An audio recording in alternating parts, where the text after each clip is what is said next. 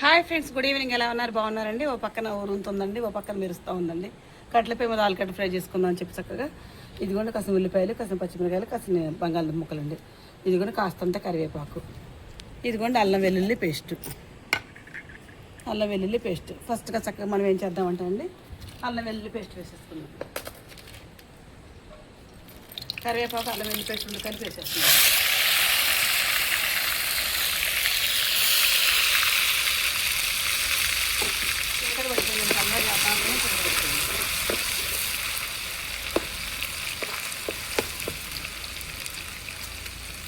వీటిలో పచ్చిమిరపకాయలు వేసుకున్నాం. తర్వాత ఉల్లిపాయ ముక్కలు,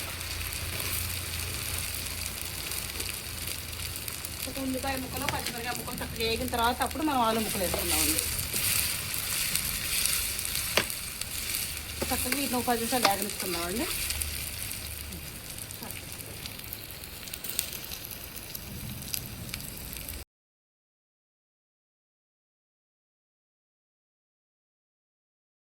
ఇది మనం చక్కగా పసుపు వేసేస్తున్నానండి.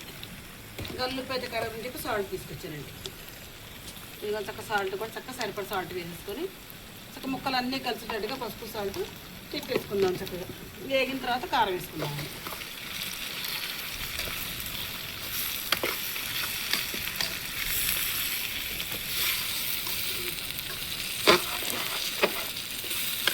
ఇది కూడా చక్కగా మొత్తం కలిసేటట్టుగా తిప్పే కదండి. ఒక పావు గంట సేపు చక్కగా చిన్న మంట చేసుకొని పోయింది. మనం చక్కగా ఈ మంట మీద మనం ఉడకనిచ్చుకుందామండి. మగ్గనిస్తాం, ఉడకని మగ్గలేద్దామండి.